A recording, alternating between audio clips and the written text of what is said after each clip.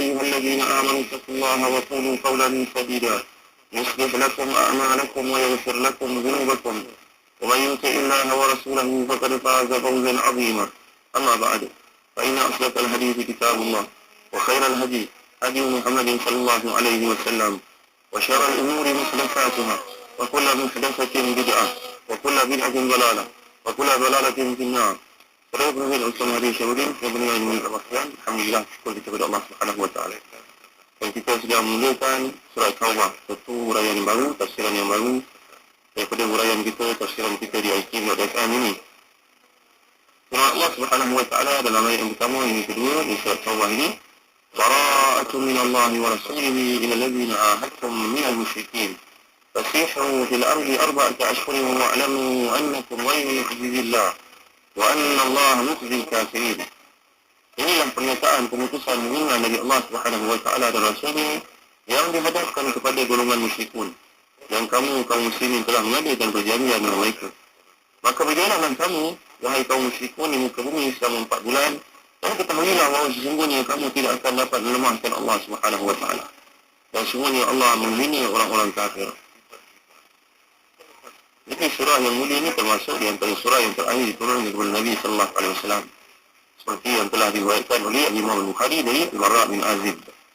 Yang mana beliau ini telah berkata, ayat yang terakhir turun kepada Nabi sallallahu alaihi wasallam iaitulah ayat dari surah An-Nisa yang ke-76.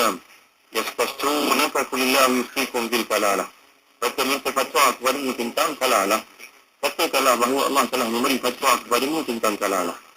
Nanti kita akan bincangkan berkaitan dengan surah Nisa ini masalah kalalah dalam masalah faraid. Saya punya ini mulia Allah sekalian. Jadi ada pun ayat yang terakhir saya turunkan surah Bara'ah. Saya punya ini mulia Allah sekalian. Kita telah bincangkan surah ini panjang lebar. Mengapa surah ini tidak dimulakan dengan basmalah? Jadi ayat permulaan merupakan satu seruan memutuskan hubungan kepada golongan musyrikun. Bara'atun minallahi wa rasulih. Bara'ah. Bara'ah maksudnya apa? Kita punya ini mulia Allah sekalian. Bara'ah. Dalam kitab bahasa Arab, dalam kamus contohnya, saya selalu memiliki kamus Al-Farid. Kamus Al-Farid ni, itu kamus yang baik. Bukan saja boleh digunakan untuk kita memahami Al-Quran Al-Karim, bahkan boleh kita hadiahkan kepada anak-anak kita yang belajar di Qaf, anak-anak kita yang belajar di peringkat sekolah menengah. Kamus Al-Farid ni, kamus yang mirip dengan bahasa Al-Quran Al-Karim. Sebenarnya banyak menunjuk pada ketan-ketan Al-Quran, saya punya ini menunjukkan Allah. Bara'ah, paling tersebut, bari itu syai. Yang bara'ah itu makna bari minhu. Bara'ah maknanya kita telah membuat itu, kita memutuskan hubungan kita dengan satu benda atau membebas. Kalau bara'ah hanya bari saya ini bebas, saya tak ada kena mengena. Maknanya antara saya dengan dia sudah tidak ada lagi apa-apa hubungan. Begitu maksudnya. Jadi di sini bara'atun minallahi. Allah Subhanahu wa taala telah buat satu deklarasi, pengumuman, peristiharan tentang putusnya hubungan Allah Subhanahu wa taala dengan golongan musyrikun yang selama ini melakukan berbagai hilah kepada Nabi sallallahu alaihi wasallam. Dalam tafsir Al-Ishar, kalau kita ini kalau kita boleh lihat dalam tafsir Al-Ishar bagi yang memiliki satu tafsir kontemporari yang amat menarik. Di samping sahih tafsir Ibn Kathir ataupun tafsir Ibn Kathir itu sendiri, ada dua ceritakan yang kedua-duanya ceritakan yang baru dibawa. Pertama, ceritakan pusaka Ibn Kathir sendiri. Yang kedua, pusaka Imam Syafi'i.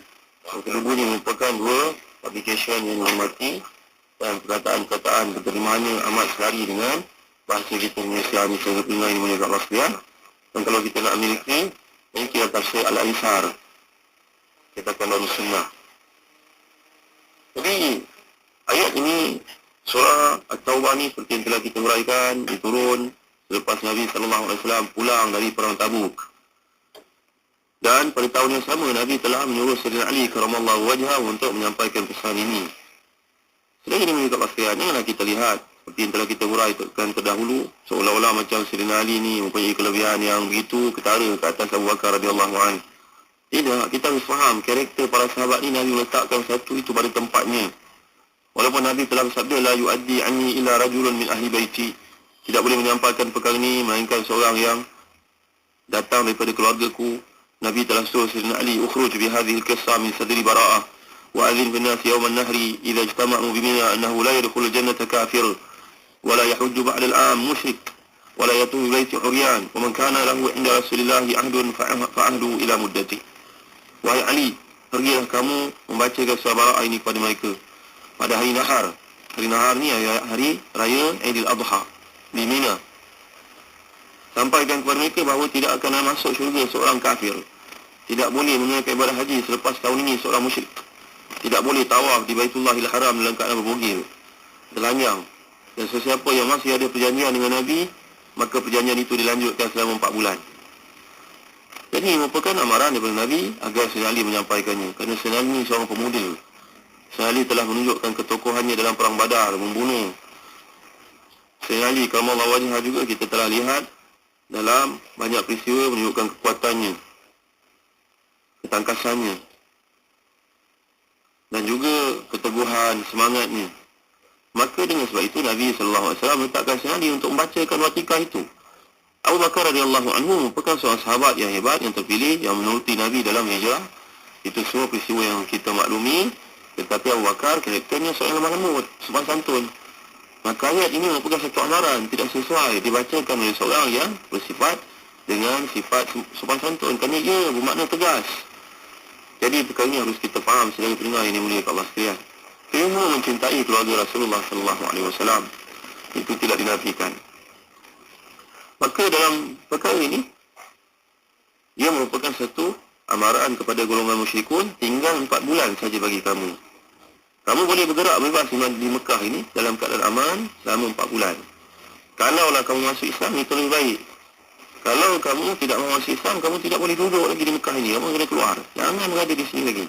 Kerana dalam sabda Nabi SAW, La yajtami'u fi jaziratil Arab dinani. Tidak akan berhimpun di jazirah Arab ini dua agama. Tidak akan berhimpun. Alhamdulillah dengan mukjizat Nabi Muhammad SAW ini, maka di semenanjung utara Arab tidak ada agama melainkan Islam saja. Ini merupakan satu mukjizat Nabi Muhammad SAW beritahu perkara yang benar-benar berlaku. Kalau mereka masih kekal lagi dalam keadaan kafir pada tahun hadapan, lepas 4 bulan ini, maka mereka akan dibunuh. فَسَوْفَ يُؤْخَذُونَ وَيُقْتَلُونَ حَيْثُمَا وُجِدُوا فِي دِيَارِ الْجَزِيرَةِ التي أصبحت دارا للإسلام بفتح مكة ودخول أهل الطائف في الإسلام. Kalau mereka masih lagi berdegil, lepas 4 bulan ini mereka akan dibunuh. Tapi yang enggak masuk Islam akan dibunuh. Kalau tidak mahu masuk Islam, keluar dari tempat ini. Kerana ia merupakan satu pelonggaran yang masih diberikan lagi walaupun nadanya tegas. Ya, tapi masih ada kelutan. Kamu ada puang 4 bulan. Tapi tempat lain. Tampaknya dengan amaran ini semuanya masuk Islam. Wahasuna Islamuhum. Dan bertambah baiklah Islam mereka itu selepas amaran ini dikeluarkan Nabi SAW. Bukan masuk Islam secara paksaan, bukan. Tapi kerana Islam merupakan dinul haq, satu cara hidup yang paling benar, yang tidak lebih benar daripada ini, maka harus dalam suasana seperti ini kita menyuruh, memberi arahan, memerintahkan. Saya dengar ini mulia kat pasal hebatnya Islam ini. Teringat saya kepada satu dialog ataupun perdebatan yang berlaku di antara almarhum Syekh Ahmad Didat dengan seorang kafir di Amerika. Kafir ini, musyrik ini, Kristian ini telah berkata kepada Ahmad Didat almarhum Syekh, perdebatan seperti ini sepatutnya dilakukan di negara kamu, bukan di negara kami. Dan aku mencadangkan agar perdebatan seperti ini pada musim hadapan dilakukan di Makkah. Dia saja nak provok Ahmad Didat. Katanya kepada Ahmad Didat, provokasi ini kepada Ahmad Didat, nanti perdebatan ini kita lakukan di Makkah. Dia merasakan Ahmad Didat ni bangang macam dia. Ahmad Didat ni akan menjawab kepadanya nanti, tidak boleh, kamu tidak boleh masuk Makkah. Dia akan jawab gitu. Tapi Ahmad Didat ni Allah beri pada dia ilham. Ya Allah, banyaklah berdoa, Allahumma alhimni rushdi wa a'idhni min syarri nafsi. Allahumma alhimni rushdi wa a'idhni min syarri nafsi. Allahumma alhimni rushdi wa a'idhni min syarri nafsi. Ya Allah, ilhamkan kepadaku kebaikan, petunjuk dari sisimu, dan selamatkan aku dari kejahatan diriku sendiri, kebodohan diriku sendiri. Jadi pemimpin banyaklah mengamalkan doa ni saudara. Ahmad Didat ini saya yakin mengamalkan doa seperti ini. Lalu spontan datang idea daripadanya untuk menjawab provokasi itu. Doa ni ada saya muatkan dalam buku satu-satu doa daripada hadis-hadis sahih. Satu-satu doa daripada hadis-hadis sahih. ada saya muatkan doa ni supaya agar beroleh ilham yang baik. Jadi bapa-bapa yang namu gaji misali, jadi ibu-ibu misaliyah. Jadi dalam pesanan Ahmad Didat, jawapan Ahmad Didat kepadanya, respon Ahmad Didat kepada si provokator ini, jawapannya, saya nak beritahu kamu, Mekah itu bukanlah milik saya. Saya bukanlah gubernur Mekah yang membolehkan kamu datang dengan mudah dan sebagainya. Yang kedua, saya nak beritahu kamu, saya nak masuk Amerika ini, mereka telah menahan saya lebih daripada 5 jam di airport. Macam-macam keterangan dia ambil daripada saya. Dia suruh saya menandatangani surat itu. Dia suruh saya membuat deklarasi saya ni anti kepada Cuba dan sebagainya. Dia suruh saya untuk mengatakan saya bukan komunis. Berbagai-bagai soalan ditekan saya untuk menjawabnya. Kalau kamu dan orang seperti kamu nak memasuki negara kami seperti Mekah itu, mudah saja. Iaitu kamu istiharkan la ilaha illallah Muhammadur Rasulullah, kamu akan masuk ke Mekah tanpa soal siasat. Saya dengar jawapan ini kan. Jawapan ini cukuplah wibawa, menampakkan kewibawaan dan kepantasan idea berfikirnya, ilham yang Allah campakkan dalam hati ini. Saya nak masuk Amerika ni susah payah, tengok saya berjanggut, dia tahan dulu, so cukur janggut. Dia takut saya ni gang dengan Al-Qaeda, terorisme. Dia suruh saya buat peristiaran itu dan ini. Dia suruh saya menandatangani surat merah dan sebagainya. Dia katakan saya bukan komunis. Macam-macam provokasi dia kena kepada saya. Kamu kalau nak masuk Mekah, saya tak boleh bagi jaminan. So, saya bukan gubernur. Tapi saya yakin, kalau kamu masuk Islam, kamu tak ada soal siasat. Masuklah kamu dengan tenang dan aman ke sana. Ya Allah, hebatnya jawapan almarhum Syekh ini.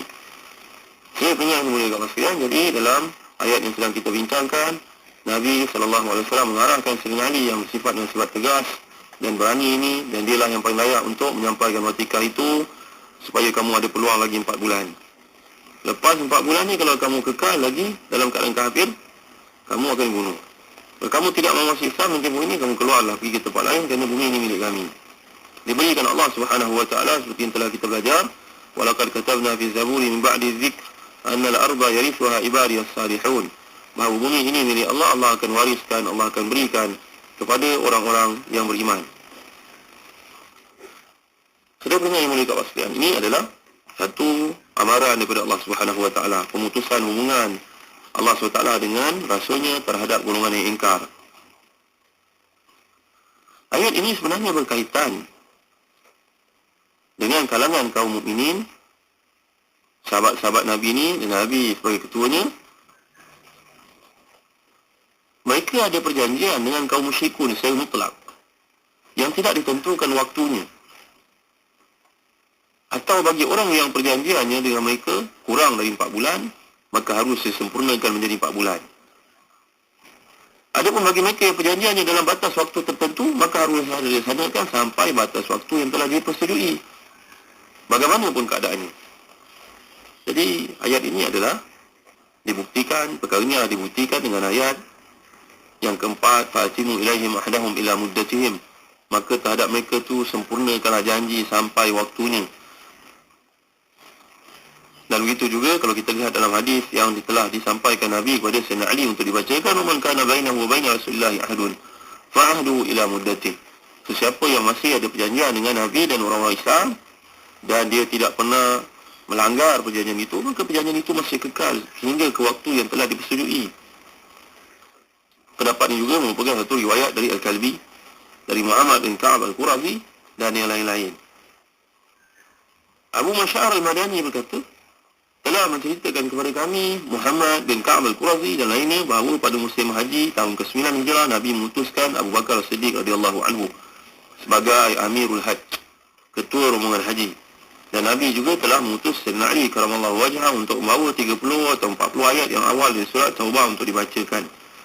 Kita harus ingat sebenarnya ayat-ayat ini turun, setengah pandangan mengatakan, pandangan yang rajih mengatakan ayat ini turun bukanlah mengikut turutan.